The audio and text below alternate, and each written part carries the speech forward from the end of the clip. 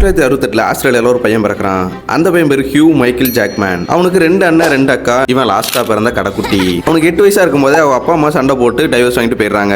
3 ஆம்பளை பசங்களையும் நான் வளர்த்துக்கிறேன் அப்படின்னு சொல்லி அவங்க அப்பா அவங்க 3 பசங்களையும் கூட்டு போயிடுறாரு. இவன் ரொம்பவே பயந்து சுகமா இருப்பான். இருந்தாலுமே tennis, swimming, rock player, bass player அப்படின்னு சொல்லி எல்லாருமே கை தேர்ந்தவனா இருந்தான். சின்ன வயசுல ஒரே ஒரு பெரிய ஆசை தான் இருந்துச்சு. நம்ம எப்படியாவது உலகத்தை சுத்தி பார்க்கணும் அப்படின்ற ஒரு எண்ணம் அவன் மனசுல ஓடிக்கிட்டே இருந்துச்சு. என்னதான் அவனுக்கு உலகத்தை சுத்தி பார்க்கணும் அப்படின்ற ஒரு எண்ணம் இருந்தாலும் கெரியர்ல என்னத்தை சூஸ் பண்ணணும் அப்படின்ற ஒரு எண்ணம் அவனுக்கு தோணவே இல்லை. ஒரு நாள் அவங்க அப்பா கூட ஃபிளைட்ல போய்கிட்டு இருக்கும்போது ஃபிளைட்ல சாப்பாடு கொடுத்துருக்காங்க.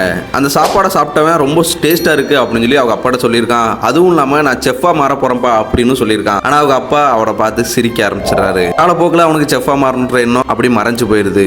அப்பாவுக்கு சண்டையாகி அப்பா கூட வளர்த்தாலுமே அம்மா மேல உள்ள பாசம் அவனுக்கு குறையவே இல்லை. ஆஸ்திரேலியா இருந்து அம்மா இங்கிலாந்து போய் பிடி டீச்சரா ஒர்க் பண்றாங்க. அம்மாவை போய் பாக்குறான். அதுக்கப்புறமா ஆஸ்திரேலியாக்கு ரிட்டர்ன் ஆகுறான். ஆஸ்திரேலியால ஒரு பெட்ரோல் பல்க்ல வேலை பார்க்கறான். சினிமா குரூப்ல ஜோக்கரா நடிக்கிறதுக்கான வாய்ப்பு வருது. அதுக்கு $50 உனக்கு சம்பளம் தரோம் அப்படின்னு சொல்லி சொல்றாங்க. பெட்ரோல் பல்கை விட இங்க அதிகமா இருக்கு அப்படின்னு சொல்லி சினிமா குரூப்ல சேர்றான்.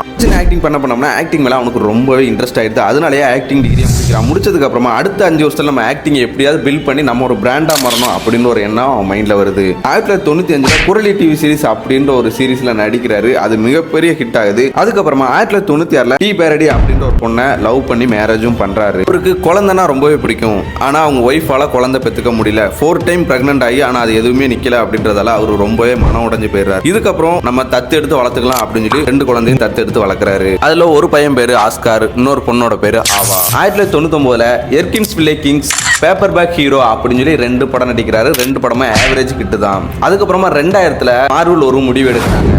எக்ஸ்மேன் அப்படின்ற ஒரு படம் எடுக்க போறோம். அதுக்கு புதுசா ஒரு கேஸ்டிங் பண்ணணும் அப்படின்றதுக்காக இவரோட 2 படத்தையும் பார்த்துட்டு ஓகே ஆவரேஜா இருந்தாலும் நல்லா நடிச்சிருக்காரு அப்படின்றதாலே அவரை கூப்பிடுறாங்க கேஸ்டிங்க்கு. இவர் ஆடிஷன் அட்டன் பண்றாரு. அட்டன் பண்ணோன்னா எல்லாருமே ஷாக் ஆயிடுறாங்க. ஏன் அப்படின்னா உல்வரின் அப்படின்ற கேரக்டர் வந்து 5.3 தான் காமிக்ஸ்ல. ஆனா இவரோட ஹைட் 6.2 இருக்கு. இவர் எப்படி செலக்ட் பண்ணலாம் அப்படின்னு சொல்லி ஒரு குழப்பத்தில் வர வந்து செலக்ட் பண்ண ஆரம்பிச்சிடுறாங்க. ஆனா படம் ரிலீஸ் ஆனதுக்கு அப்புறம் எல்லாருமே அந்த ஹைட்டை பத்தி யாருமே பேசல. இவரோட ஆக்டிங் பத்தி மட்டும்தான் பேசுறாங்க. அந்த ஹைட்டே மறைக்கிற அளவுக்கு இவரோட ஆக்டிங் இருந்ததால எல்லாருமே இவர் வந்து லோகனா ஏத்துக்கிட்டாங்க. அதுக்கப்புறமா தொடர்ந்து படம் நடிக்கிறாரு. Someone Like You, Swordfish, Kate Leopold, அப்புறம் எக்ஸ்மென் 2 2003 நடிக்கிறாரு. வேன் ஹெல்சிங் படம் வந்து மிகப்பெரிய ரீச் ஆகுது மக்கள் மத்தியில. அப்புறம் எக்ஸ்மென் 3 நடிக்கிறாரு. எக்ஸ்மென் படங்கள் அப்புறம் தொடர்ந்து உள்ள படங்கள்லாம் பார்த்துட்டு புகழ்பெற்ற டைரக்டர் இருக்கிற கிறிஸ்டோபர் நோலன் இவரை கூப்பிட்டு நம்ம 2 பேரும் சேர்ந்து ஒரு படம் பண்ணலாம் அப்படின்ட்டு பிரஸ்டீஜ் அப்படின்ற ஒரு படம் நடிக்கிறாரு. அந்த படம் மீடியம் பாக்ஸ் ஆபீஸ் கிட்ட கொடுக்கு. மார்வெல்ல 9 படங்கள் கண்டினியூஸா ஒரே கேரக்டர் நடிச்ச ஒரு ஆள் அப்படின்ற ஒரு கின்னஸ் ரெக்கார்டை ஹியூ ஜாக்மேன் வாங்குறாரு. அதுக்கப்புறமா லெஸ் மிசரபிள் படத்துக்கு கோல்டன் குளோப் அவார்டு கொடுக்குறாங்க.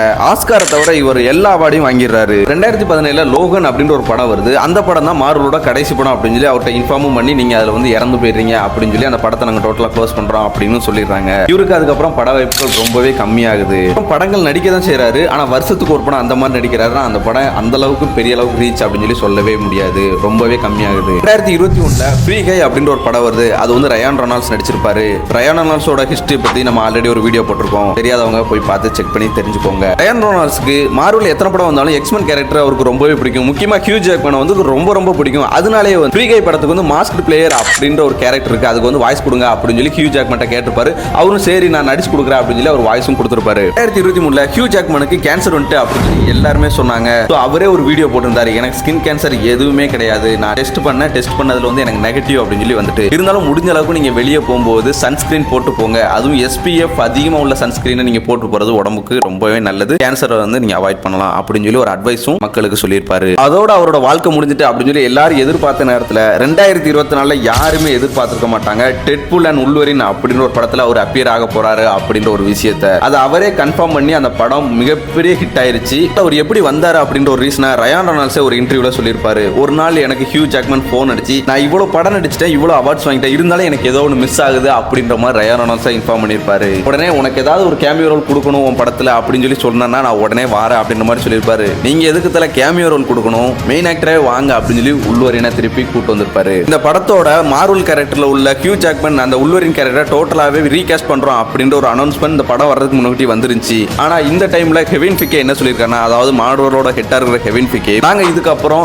எல்லாமே ஹியூ ஜாக்மேன் வச்சு தான் பண்ண போறோம், வேற ரீகாஸ்டிங் பண்றது இல்ல அப்படின்ற மாதிரி சொல்லிட்டாரு. இதுக்கப்புறம் நடக்கிற எல்லாமே வரலாறு தான்.